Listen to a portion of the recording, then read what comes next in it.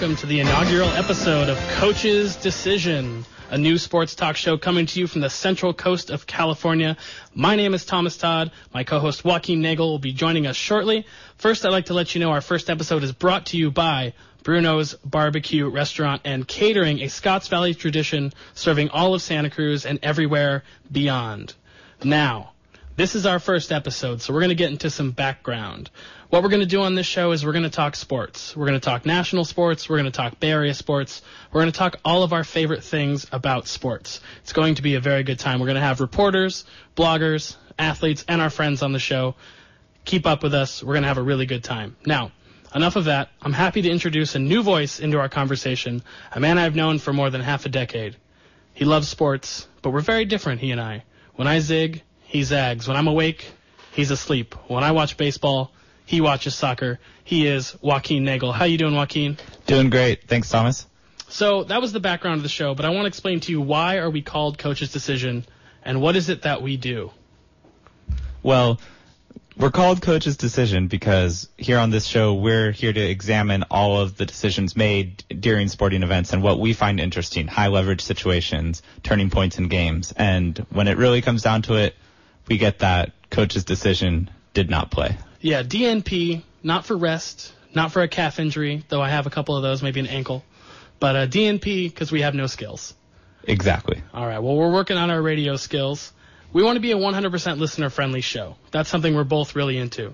We're going to have a weekly segment for your questions. So please send them to our Twitter feed at Coach's Decision, KSCO, that's C-O-A-C-H-S, Decision, KSCO, or email them to our producer, Tory, T-O-R-Y, at coachesdecisionksco.com. If you have any suggestions or comments about the show, feel free to send those along, too. All right, listeners, I know you want to talk about the Warriors. Joaquin, I know you want to talk about the finals. We're going to have to do this. Stop clenching your fists. Everything's going to be just fine, right? Everything's going to be just fine, Warriors fans. So the Cavs take a 2-1 lead in after winning the second straight game. The Warriors made 2 straight comebacks and fell short in both of them. The Cavs have had decisive leads in all 3 games. Are the Warriors even in LeBron's league right now? Oh, easily. Every time the Cavs have built a lead on the Warriors, it's only because they've been controlling the pace of play in the game. The Warriors need to figure out a way to speed up the pace of play and prevent the Cavs from just walking the ball up every time and taking the entire shot clock to get any shot up. When you look at the comebacks the Warriors have had, it's all been in situations where they were able to play a lineup that was able to up the tempo against the Cavs, get quick shots, and get stops. But why does it take so long for them to be able to push their pace? Why can't they come out in the first half or even in the beginning of a third quarter and do that? Why does it always have to be late? I think there are many reasons. It all starts with how ineffective their starting lineup has been offensively. Draymond Green and Harrison Barnes both look very hesitant. Lost. They look lost. They look hesitant to take the outside shots that the offense is predicated on. The offense doesn't work if you don't put the shots up. Right, so a lot of what the Cavs are doing, and we've talked about this before, is forcing Curry to pass out of the double team, make guys like Andrew Bogut and Draymond Green make plays. Those guys aren't making plays. How did they spring Curry off a double team? You really can't. Well, what worked really well for them was putting David Lee in and because Mozgov would have to guard Lee, and then Lee would be the screener for any pick and roll that Curry was involved with, bringing Mozgov away from the basket, making him a non-factor, and then giving the ball to David Lee to make a decision without a rim protector in front of him. A coach's decision, would you say? I might. So David Lee, yeah, he has proven to be a new addition to a team he's been on for quite some time. He's the highest paid player on the team, played 13 minutes in the second half, had 11 points on 4 of 4 shooting. So you're saying he's that playmaker that can come off picks, control the ball, and score the ball? Well, it's not just that it's David Lee being a playmaker. It's that it's the 5-man, whoever's playing the center for the Warriors, being the screener for Curry. So in the small ball lineup that they used in overtime of Game 1, where Draymond Green was playing center, he was able to be the screener for Curry, thus pulling any rim protector away from the basket that Cleveland may have had. So what are the roles going forward for Draymond Green and Andre Iguodala in the offense? Because I think Iguodala's shot has been off, as has Draymond's. He went through a streak of missing 13 straight threes, which he's not the best shooter, but he doesn't miss 13 in a row. So I think it seems that Draymond's confidence has dwindled, and as has Barnes's. He just went 0 for 9 in the last game. I think the solution for the Warriors may be actually starting Iguodala, who looked very decisive with the ball in Game 3, driving to the basket, making plays, finding holes in the Cavs defense, and actually getting a couple of dunks, and then being decisive when launching the three. I actually agree with that, also because of the defensive side. Iguodala's played LeBron the best out of anyone. He hasn't played him perfectly, but starting Harrison Barnes on him in each of the first halves just lets LeBron get going. He just starts feeling himself to come out every half. Yeah, Barnes proved against the Grizzlies that he can be an effective post defender, but it's not that LeBron is taking Barnes down into the post. He's actually beating him off the dribble. He's assessing him. He's taking a couple of jab steps, waiting for the defense to have to leave the lane as he makes his drive and just blows past Barnes on the first dribble. So let's switch over to LeBron on offense, because he is playing like a man on fire. Not that he hasn't always had these skills, because he has. The problem I'm seeing is that the Warriors do not have a LeBron stopper. Not every team can have a LeBron stopper, but they don't even have a fraction of a solution against him. Well, I have to disagree in that I think the Warriors have 2 of the top 10 LeBron stoppers in the league on the roster. Who are Iguodala and Green. Draymond has not been able to stop him. Only a couple flash plays at the end of Game 2. I think Draymond played him really well at the end of Game 2, and then in Game 3 he was hobbled by a back injury, which he clearly picked up on that hard fall in Game 2. But Iguodala is probably the second best LeBron stopper in the league after Kawhi. Then why is he averaging 40 points a game in a non-high scoring series? He's putting up more shots than anyone has in the history of the finals. That's a very good point, Joaquin. They really are playing through him and only him. Well, a big reason they play through LeBron is to dictate the pace of the game. Whoever brings the ball up, like even when LeBron doesn't bring the ball up, when Dellavedova can bring the ball up, or when Shumpert can bring the ball up, they run action on the weak side to get LeBron isolated, and then he holds the ball until there's at most 7 seconds left on the clock before getting a shot up. And then, if the Warriors help on him, they have 2 bigs in Mozgov and Tristan Thompson who are crashing the offensive glass. See, that's another one of the things that I've been noticing is you really have to make the Cavs pay for crashing the offensive boards. And it would seem like the Warriors are the team that should be able to make someone pay because they run. A lot of what Jeff Van Gundy was saying on the telecasts is the Warriors' bigs weren't getting frontward on offense. They were having to deal with Tristan Thompson too much. But shouldn't the Warriors' littles be able to run when they crash the boards? Well, part of that is they have to actually secure the rebound in a fashion that allows them to get a good outlet pass, and the Cavs are doing a great job of, even when crashing the glass, denying the outlet, making the Warriors work to get the ball from a big to a small in order to get into their offense. It's not only that they're slowing the pace with their offense, but they're not letting Golden State get into their sets in under 3 seconds. They like to outlet the ball quickly, and instead you're seeing the shot clock at, between 19 seconds left when they finally get to the front court. Yeah, I've been really impressed with the way the Cavs have gotten back. I didn't think they were going to be able to stop transition threes from Curry and Thompson, but they're getting transition threes, but they're getting contested transition threes, which removes the whole purpose of taking a transition three. True, but in every comeback that the Warriors have had, it's come at a time when they've actually gotten out and ran, and when the Cavs have had to force themselves to stop crashing that offensive glass, and it just takes one flurry for the Warriors to get back into any game. I mean, all of these games have been decided on high leverage plays, like individual plays that are big game changing moments. You have the putbacks at the end of games 1 and 2. You have when Iguodala, after Draymond Green's block on LeBron in overtime, Iguodala had a chance to save the ball in bounds to Curry, which would have been a situation where the Cavs would have fouled Curry, and then that leads to the Warriors win in Game 2. And then in Game 3, you have Dellavedova's circus shot off a ridiculous, didn't call bank from the free throw line falling over. The only thing worse than a coach's decision DNP is it didn't call bank. Exactly. That's going to be the name of our next show, a spin-off of the current show where we're 1 episode deep. That's the elephant in the room, Matthew Dellavedova. He's making a name for himself. I don't know if he's going to be a star ever in the NBA, but as one of LeBron's key henchmen, he's really, really making a name for himself. He's also making a name for himself just purely on the defensive end of the court. Well, the Cavs have found a style that suits them in terms of grinding out approximately 1 point per possession and then relying on just energy players to keep the ball in LeBron's hands at all opportunities. So it actually looks like it's almost helpful for the Cavs not to have Kyrie and Kevin Love on the floor, at least from the defensive end. Would they have been able to stop the Warriors? Would the Warriors have been able to push the pace better with Love and Kyrie on the court? It's hard to say. So in the second half of the season, after Cleveland traded for Mozgov and Shumpert and Smith, when Love and Kyrie were healthy, they were one of the best offensive teams in the league as well. So it would have been a more open series, and it would have been more both teams trying to outrun and score each other. And it could very well have still gone Cleveland's way, but it definitely wouldn't have looked like what we're seeing now.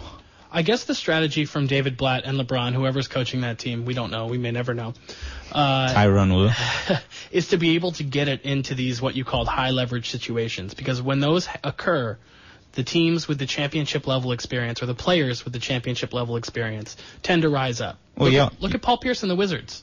You also have to look at closing quarters. The Cavs I've gotten the last shot in almost every quarter. They got a James Jones 3 at the end of the second quarter in game 2. They got J.R. Smith 3 at the end of the second quarter in James Jones was game 3 and J.R. Smith in game 1, where they're getting points at the end of quarters to either close gaps or widen their leads. I don't even want to talk about Mo Spates' missed dunk at the end of the third quarter. Or Steph's dunk at the end of this past third quarter. Those are heartbreak hotels right there. So that's it. Those are the sort of situations that could be potentially game changing. When you can create points and put them on the board at the end of a quarter and then reset going into the next. So we talked about Dellavedova. Isn't he doing what Draymond Green was supposed to do? He was supposed to be taking his name and elevating it on the stage, Draymond Green. This is where everyone was supposed to find out exactly what he was made of, why he's probably going to be a max player. Has Dellavedova just completely usurped that role? I don't think so, because Dellavedova isn't contributing on the offensive end. He had 20 points. He was 7 of 17 from the floor. And Draymond would take that. A lot of players would take that, but not Max. Not a Max guy. Dellavedova can't defend multiple positions. Draymond Green. I'm not saying Dellavedova's a Max player at all. Okay. All I'm saying is that there was one player who had a lot to gain on the Warriors from this finals, and that was Draymond. But he's being completely set aside for the gritty, grindy Matthew Dellavedova, because there's always those reporters and those writers who are obsessed with the gritty, grindy, almost dirty players. Yes. But that's not us. No. We don't care about stuff like that. No. I'm more looking at something like does Bogut have a place on the floor for this Warriors squad against the Cavs? Now, I'm not an X's and O's guy. I'm really bad. I'm getting better at basketball X's and O's. Why does Bogut not guard LeBron? Is he too slow? Is he too foul prone? Can that even happen? It's not possible because he doesn't have quick enough feet. He's the linchpin of the Warriors defense. He needs to be close to the basket in order to help contest on any drives and help facilitate all the switching the Warriors do around the perimeter. Okay, that makes sense. I just feel like LeBron's shooting percentage outside hasn't been very good, and almost all of his points have been in the paint. If you just dare him to shoot the jumper. You can't quite do it. He's not, what was the guy? He's not Tony Allen, yes. I understand, but he shot like Tony Allen for much of the playoffs. Yes, but he's also the best. He has the best court vision in the league. He's the best passer. He's hitting ridiculous cross-court passes while driving to shooters stretched out around the three-point line. And so the Warriors are choosing to stay at home on the shooters and making LeBron beat them. And so far he's stepped up to the occasion. How worried were the Cavs when Iman Shumpert went out of the game holding his arm?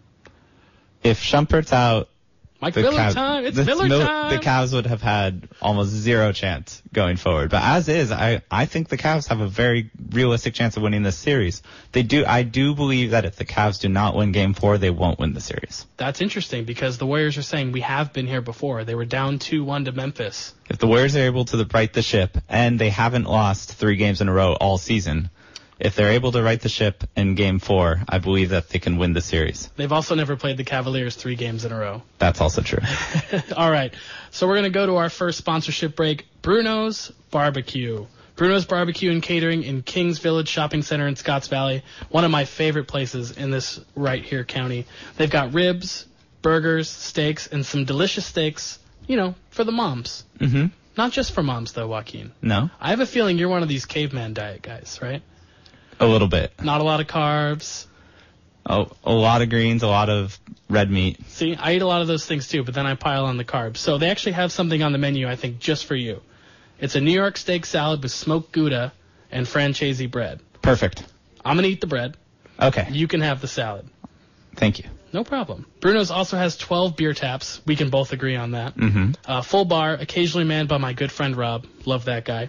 Bruno's welcomes large parties and banquets, such as the one I have recently hosted there. I hosted a trivia night there. A wonderful upstairs loft with its own bar and TV. The restaurant also features ping pong and darts. There really isn't much you can't do at Bruno's. In fact, this is going to excite you, Joaquin. Mention you heard Thomas Todd on the radio pumping Bruno's, and you will get a free order of French fries, which you can eat, carbs. Yeah. You can eat it, but don't say my name. Never got you anywhere.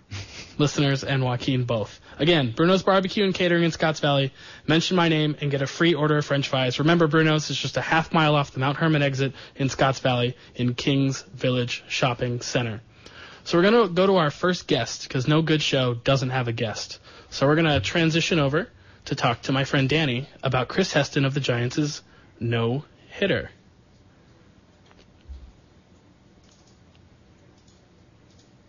Danny, are you there? All right, we're going to get Danny on just a second. It's probably my own operator error because I am not that smart. So I have to ask you, Thomas, Please. regarding the no-hitter. Oh, yeah, please. How would you rate Buster Posey's hug? It was a pretty lame hug. No, it wasn't up to the standard that he's set, the high standard for Posey hugs? I didn't like it at all, to be perfectly honest. Would you put it at the bottom of the rung? So it's tough because he's had to give out so many. I bet he's like hug atrophied at this point. Danny, are you there? Oh, this is great radio. All right, so let's see. We got 3 World Series hugs. Yes. We got 2 Timmy no-hitter hugs. Mm-hmm. Did he catch Jonathan Sanchez's no-hitter in 2009? I believe, No, he wasn't in the league yet. No. This is his third no-hitter that he's caught. Matt Cain's hug. Mm-hmm. Perfect game hug. Yes. That was probably the perfect hug. Also because they get along really well. Cain and Posey are like this. I love the Timmy second no-hitter. The first no-hitter was more dramatic for me, I believe. Okay. Just because Timmy had been through so much by that point that it was really good to have like a life-affirming Tim Lincecum moment. I'm desperately trying to get you on this podcast. Danny, are you there?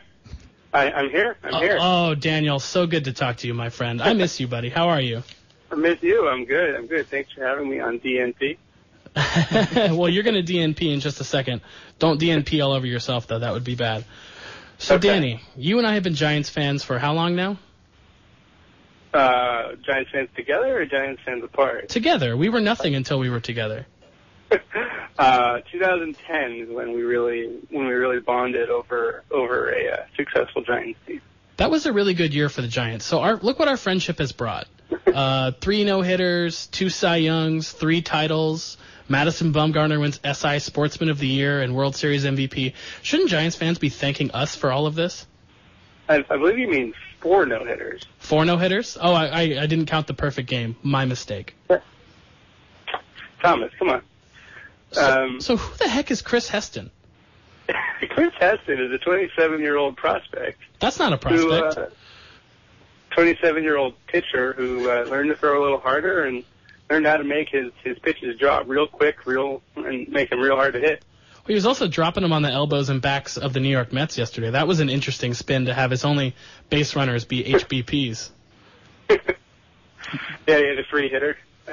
Yeah, 3-hitter. That's very good. I like that. I didn't read that. That reminds me of Jonathan Sanchez in 2009, where he had a perfect game except for Juan Uribe's error. Well, if you want a comparison of superstar lefties, that's the same thing that Clayton Kershaw had. Right. A perfect game, but for an infield error, not by Uribe, I'm pretty sure. But yeah, no, it wasn't Uribe. He would be in the history books for that one. So, yeah, Chris Heston. Wow. Yeah, so that kind of came out of nowhere. His 13th start as a big leaguer. Joaquin, you can jump in here too. I have a trivia question for you guys. Uh-oh. Who is the pitcher, that took the least amount of starts to pitch his first career no-hitter? Hideo Nomo. Not Hideo Nomo, though that man did have a great windup. Danny, do you know? Sandy Koufax? Sandy Koufax, no. It's actually an active player. Clay Buchholz in his second career start. Wow. So what happened? It's all downhill from there. So, Danny, you know this. When a new pitcher comes up, guys haven't seen their stuff. Maybe in spring training, maybe a little. They haven't been able to scout them as heavily, face them as many times. So actually, this happens a lot.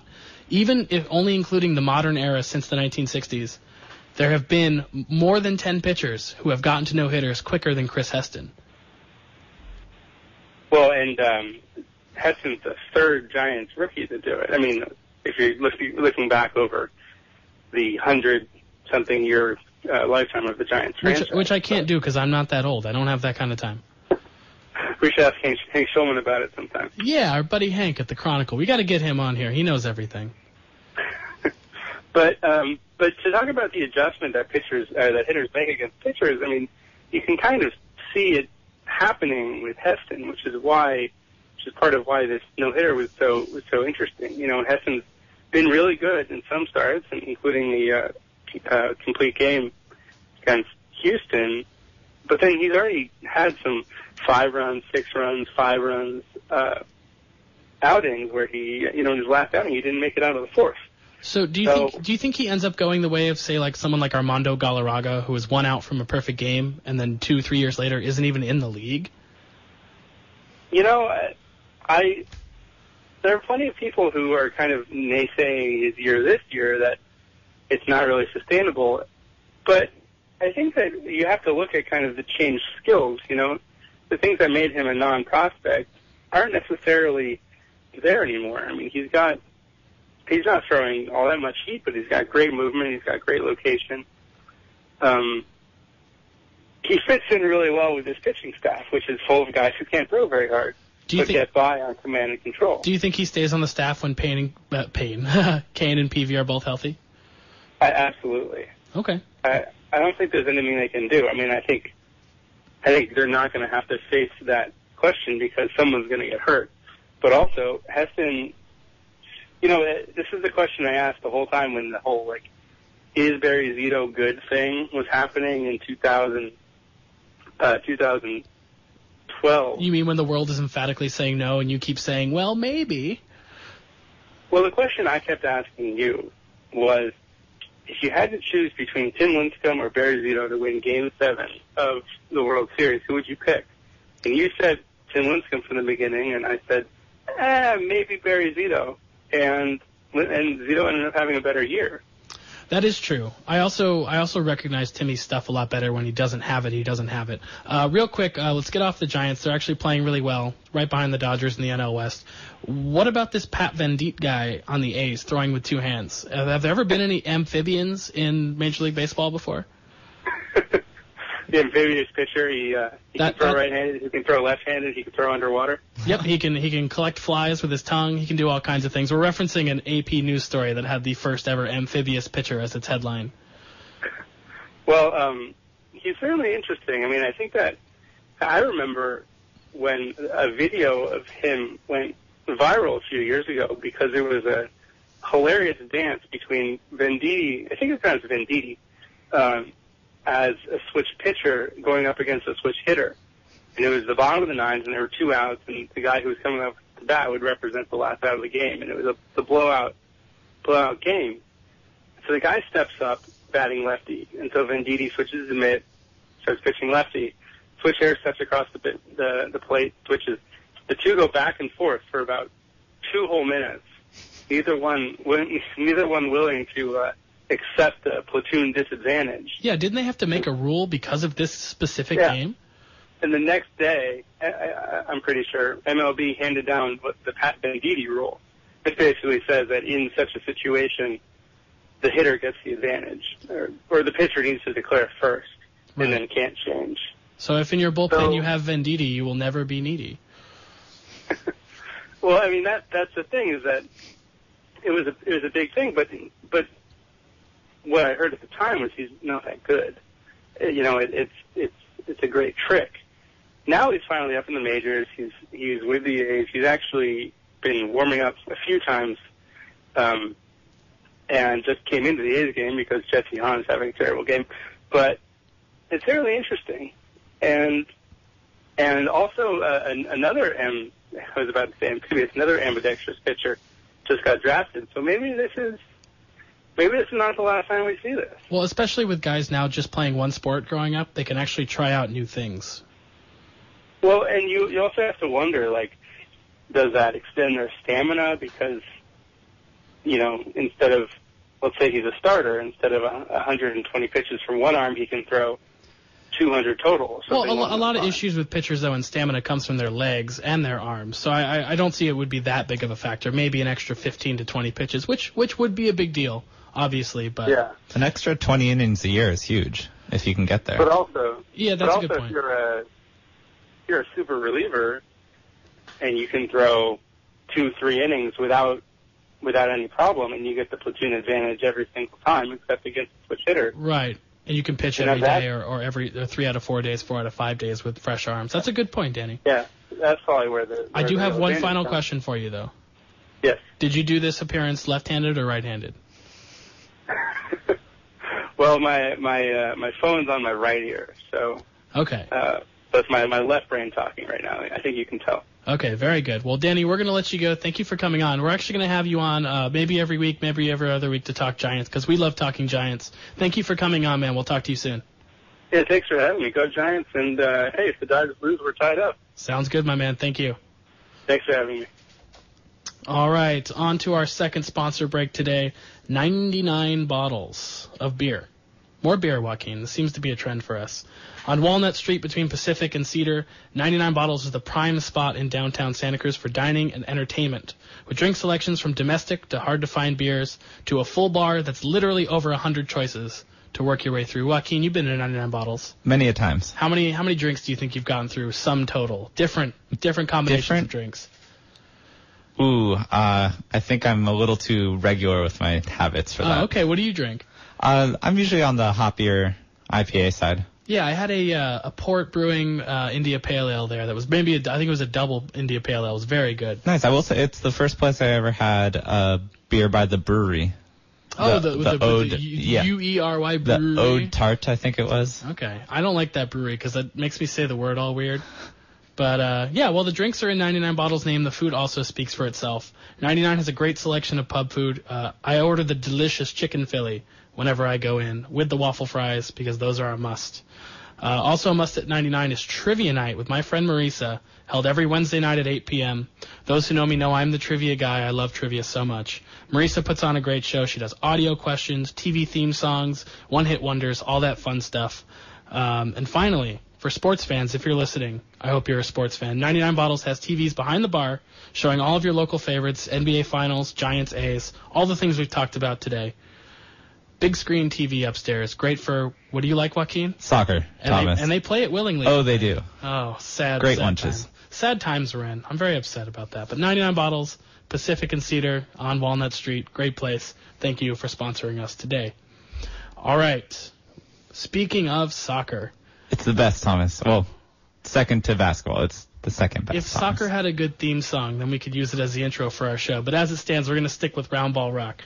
So there is an important soccer event going on that FIFA has in no way tainted somehow. Actually, I'm going to slightly disagree. Of course you are. No, they've tainted the whole thing. Yes. Tell me. First, the notorious former president of FIFA went on record as saying people would like women's soccer more if they wore shorter shorts. Yes. Which is appalling. Absolutely true, but not in good taste. It's a terrible thing to say as the lead of that organization. More terrible people would watch it for the wrong reasons, which is not anything any of us are interested in sports. I love high ponytails. I love cute soccer players, male and female. Same with the ponytails. But I don't watch sports or entertainment for those kinds of reasons. So screw you, Sepp Blatter. You watch it for the game, don't you, Thomas? Oh, yeah. Don't hate the player or the game. Just hate Sepp Blatter. Exactly. And then furthermore, they're making all the games in the Women's World Cup are being played on turf, which is something that definitely wouldn't happen in any international competition in men's soccer. The players are upset, too. The players are very upset. I don't know that you've ever played the game, but playing on... Oh, have I never played soccer? Okay. But playing on a turf field, it's harder on your joints just to run up and down on the field. It's harder on your feet. The turf gets really it gets super heated in the sunshine. It's hot to the touch, and it's going to give you burns if you attempt any sort of sliding challenges. So what I've seen is the little rubber that comes out of the grass. Mm-hmm. I've seen it all over the players. Yes. That's just a strange thing to see. It just doesn't feel natural. Yeah, you don't want to run around with a bunch of carcinogens on your skin. Right, and so baseball's gone away with the AstroTurf and all the, except for the Blue Jays, God forbid. Old Veterans Stadium for the Phillies. It's awful. It's carpet. I mean, now it's synthetic or whatever. Now it's ground up tires. Come on, grass, man. Yes, and also the ball doesn't play the same. So the teams in their preparation had to seek out turf fields to get used to how the ball moves and skids along the rubber pellets versus natural grass. If Canada has nothing, it's grass. Canada has grass. We're all very aware of that. So they should get some. So let's talk a little bit about Hope Solo. She had a great performance in that first game. Should she have been able to play despite her legal issues with domestic violence hanging over her head? I do think that she should be able to play, but I don't buy the redemption narrative. Okay. I don't think there's a way that playing this game redeems her from the actions she herself committed. Well, look, you can't redeem anyone who hasn't been punished yet. Exactly. And we still don't know the full details of the story. Apparently there was an abusive situation with, I believe, a nephew, and the police had to drop it, but now there's a back way into court of appeals that's trying to get it prosecuted. So she may have to face trial or face something lawyered up someday. Yes. But right now, I agree she should be able to play. She should be able to play. She can play the games. She's the best women's keeper in the world. But there's no sort of redemption going on here, and it's also I don't like hearing about how it's a distraction for her, because it's just a situation of her own creation. Yeah, totally. I mean, she has a situation with her boyfriend, Jeremy Stevens, who is not the most reputable guy. He's the guy who got a DUI driving the team van. The team may have been partying. I don't know. He was involved. That's an irresponsible decision. He's had a history of failures, not just on the field, but off the field. So that's kind of a messy situation. But I do agree that she should play. She did play fantastic. It was amazing. And stepping away from Hope Solo, it's clear that the U.S. is really behind this women's team. This is the most watched. The U.S.'s first game in this tournament was the most watched women's soccer game of all time in the United States, posting getting 3.3 million viewers, nearly as many as the third game of the NHL Finals. So what I didn't realize was that Australia is a top 10 team in the women's game. Yes. The U.S. women are in the group of death. Sweden, Australia, and the fourth team, remind me, yeah, we don't know. They're playing Sweden on Friday. Mm-hmm. Sweden tied in the first game with an African team who I think Nigeria might be the team. If they beat Sweden, they're pretty much through. Yes. And I think they're going to get through no matter what. They have their sights set on winning this whole thing. I don't think the group stage, while this is the group of death, but I don't think the getting past the group stage was ever in question for this group. But getting through it early, getting through it after the second game is very important. That'd be nice. That'll help them rest people. That'll take pressure off of Alex Morgan to come back from her injury early. Well, and Abby Wambach's not getting any younger. And yes, exactly. But this group really does need to win the World Cup to cement their legacy and to be alongside the historic 1999 team. They have the Olympic gold, but they don't have the World Cup. See, that's the redemption story. It's not Hope Solo. It's U.S. women's soccer as a whole. This is the time to redeem the team, not to redeem Hope Solo, who no one will care about next year. Yes. We'll have the gold medals. We won't have her face on our TVs. Exactly. Fine by me. So what about Alex Morgan? How much do you think she plays on Friday?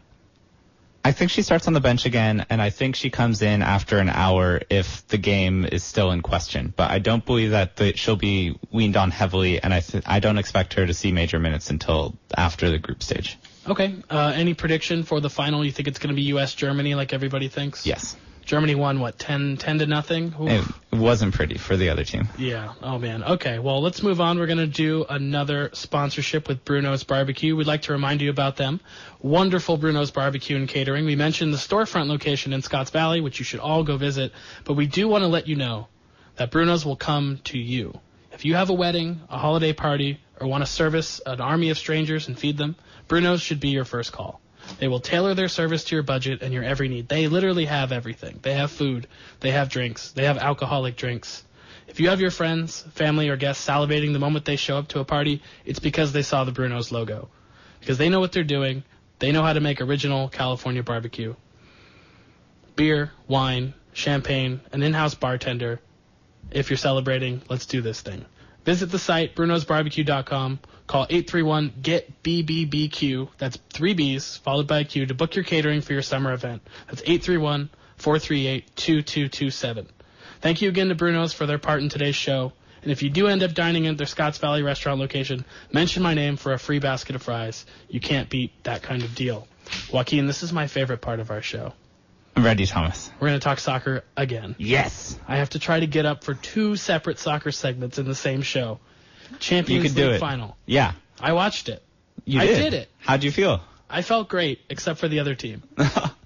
This is not a fair sport. No? No. Why? 3 of the best strikers are all on the same GD team.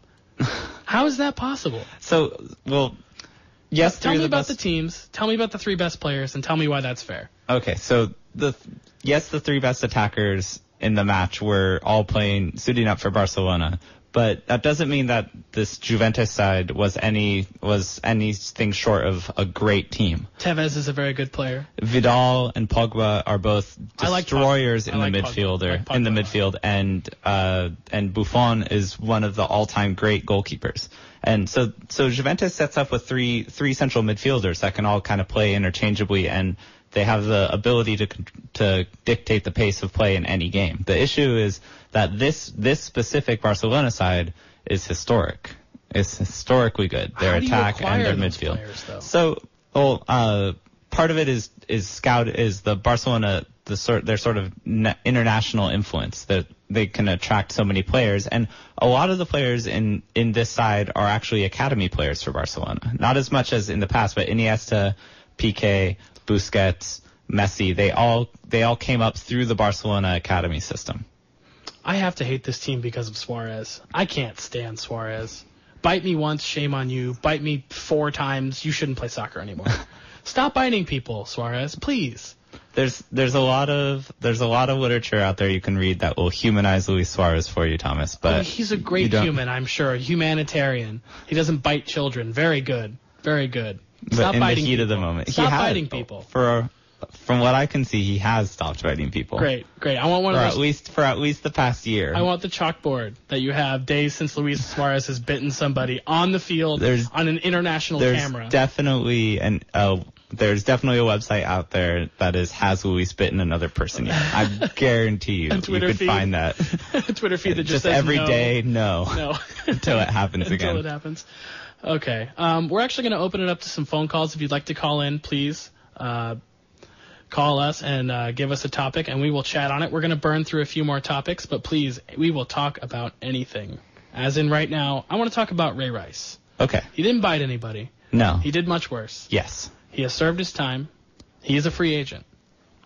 Why is he not getting signed by a team? Is he being blackballed by the NFL? And if he is that fair? Yes, he is. No, it's not fair, but what should have happened if the NFL doesn't want to be associated with Ray Rice anymore, they should have given him a ban from the game. Right, but they don't have to do that. That would be a controversial move. That would get Roger Goodell probably a lot of backlash. It's easier just to have the owners themselves decide not to sign him. But what I'm going to argue about is Ray Rice's actual value not being worth the firestorm of media that it's going to create. Oh, probably not. In his last season in Baltimore, he was terrible. He had a precipitous drop. He was averaging 3.1 yards per carry. The following season, they got a scrap heap of running backs to average almost 5 yards a carry. Justin Forsett, Lorenzo Taliaferro. Yes, I can say that guy's name because I play fantasy football. But Baltimore didn't need him, so other teams are seeing, well, it's not worth this just to have him be the second, maybe third running back on our team catching passes out of the backfield.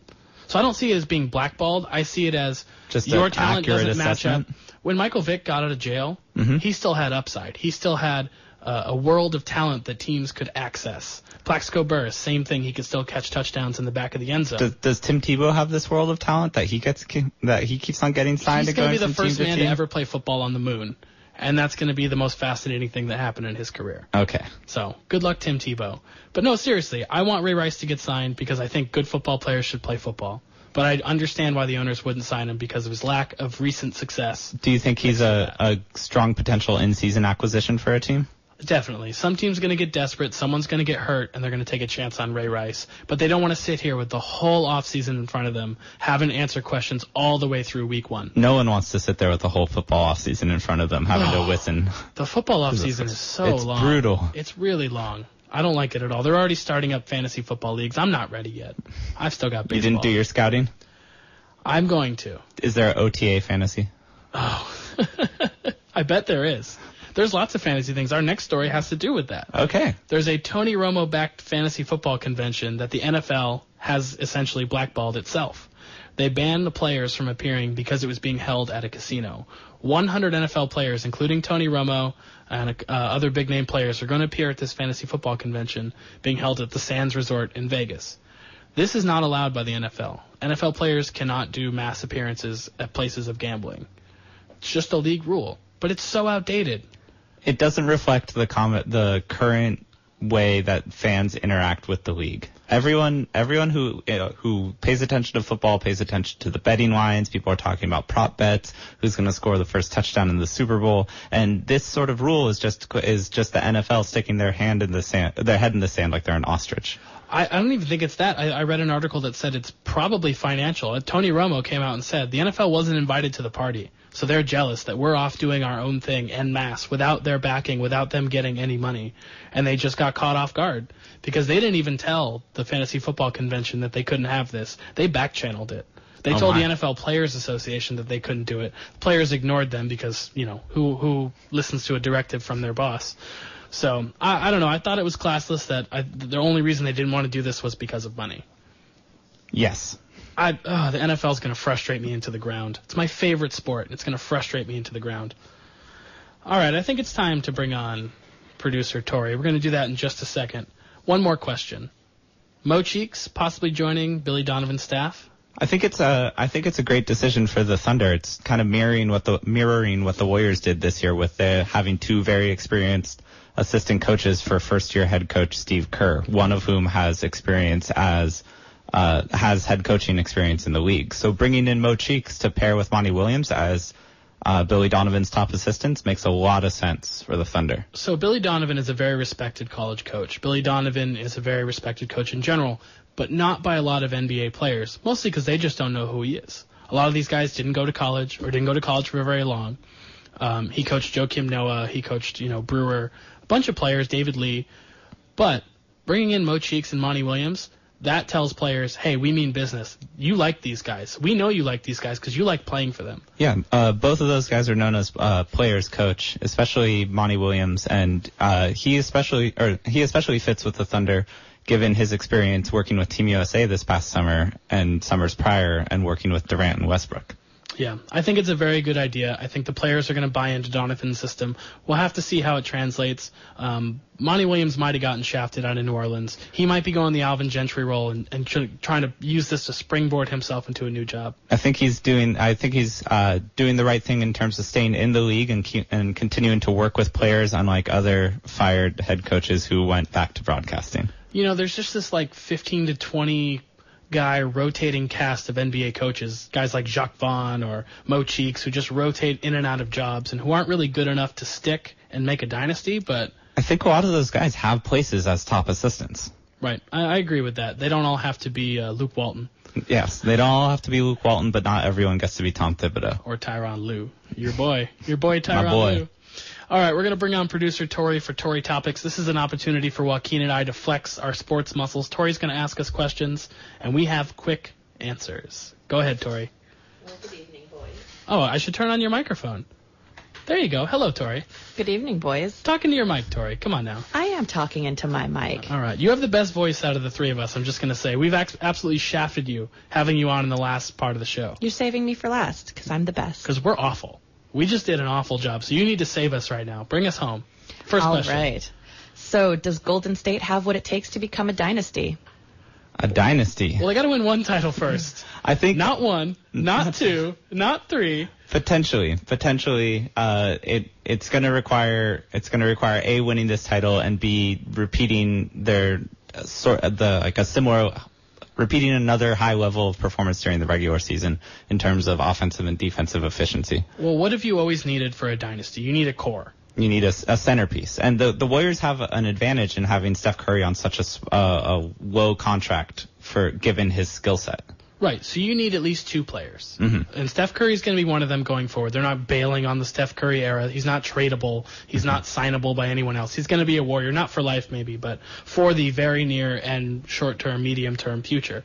Who is the other guy on that team? Well, Klay Thompson already signed an extension. Right, is he enough to make a championship core? I think they bring back Draymond Green. I think they pay him nearly the max. They have Iguodala under contract for another couple of years, and Bogut. Wee's going to be entering the last year of his contract. And they could use that. They could parlay Wee's big contract into a strong group of veterans to put around their core. Of course. So you're saying the core is those 5 guys, but if you had to narrow it down to 3, the third guy is Draymond? Draymond Green. Do you think he can be the third best player on a dynasty? I do. I think so. I think all of the Warriors' young players have done a very good job in adding out one big skill to their repertoire in each offseason. And I think if they continue to improve at the rate that they're improving now for 1 to 2 more years, they could win. They could become a dynastic team. Right. Bob Myers just won Executive of the Year, and he deserved it. There were a couple of executives who were up for it. He deserved it. Yes. Keep working, Bob. Yes. All right, Tori, what do you got? Let's stick with basketball and go with, do you think the Hawks overachieved in the regular season and regressed back to the mean in the playoffs, or did it have more to do with the injuries? Ooh, the East as a whole underachieved. Let's just wipe that conference off the map. So I don't think the Hawks overachieved. I think they achieved exactly at the level that they should have given their team and their system in the Eastern Conference. Yes, I think their record is inflated compared to how good they are because of the schedule they played, but they didn't overachieve. I have a question for you. If the playoff bracket shook out differently, would the Hawks have beaten the Bulls? As constructed during the regular season, or with the roster they were playing with in the playoffs? With the roster they were playing with in the playoffs.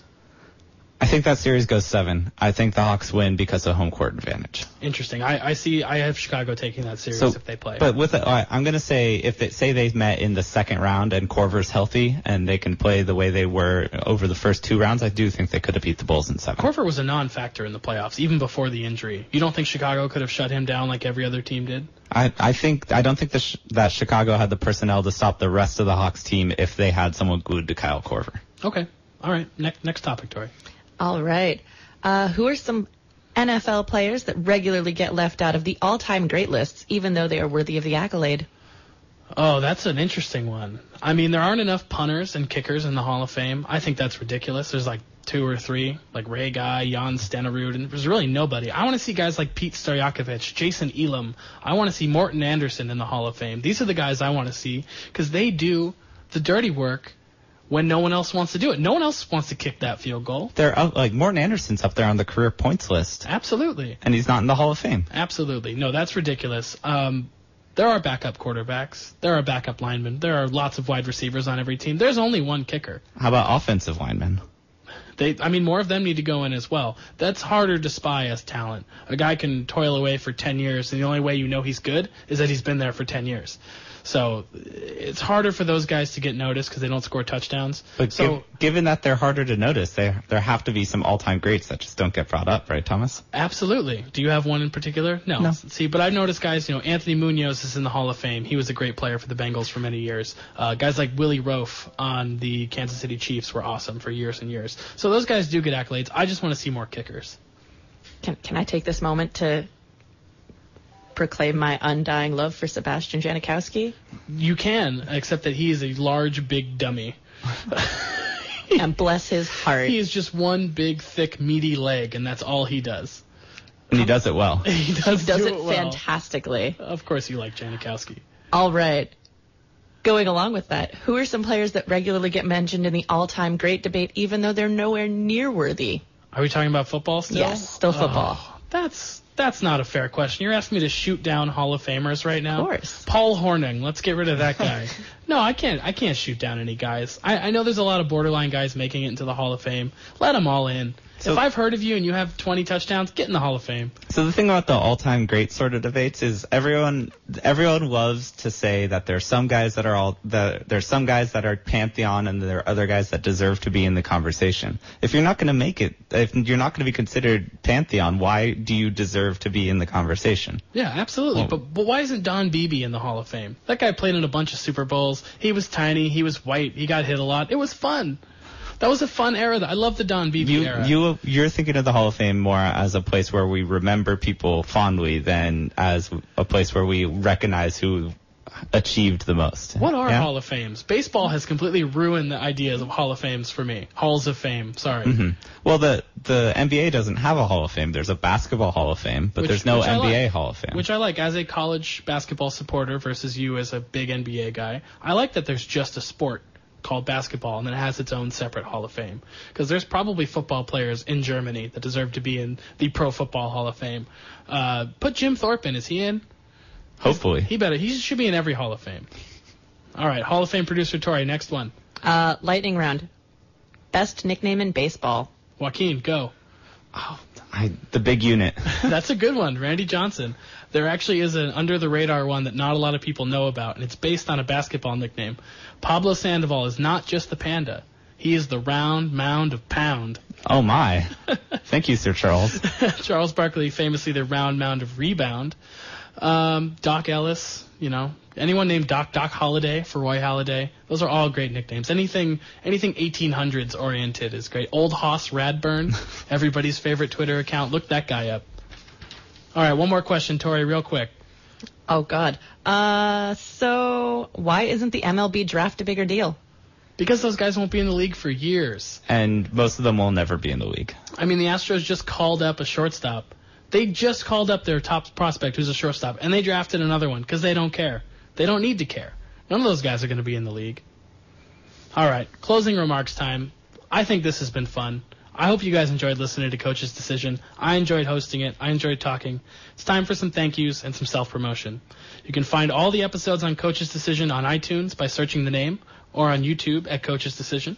Follow me on Twitter at GiantsTodd. Follow Joaquin on Twitter at Joaq, JOAQ_Nagel, NAGLE, and the show itself at Coach's Decision, KSCO. Any thoughts or questions can be dropped that way into Twitter or emailed to Tori at coachesdecisionksco.com. Thanks as always to Tori, who came on and did a wonderful job as a guest contributor. She handles all the mechanics of the show, which is really important because I am completely horrible with computers. Thank you to our beautiful listeners. We'll enjoy hearing from you. We will take some calls next week and hopefully talk to a couple of you. Thank you to KSCO for making us feel at home at the end of this great continent. And finally, thanks to Joaquin, my co-host. Couldn't do it without you. My name is Thomas Todd. You are listening to KSCO 1080 AM Santa Cruz, Salinas, Monterey.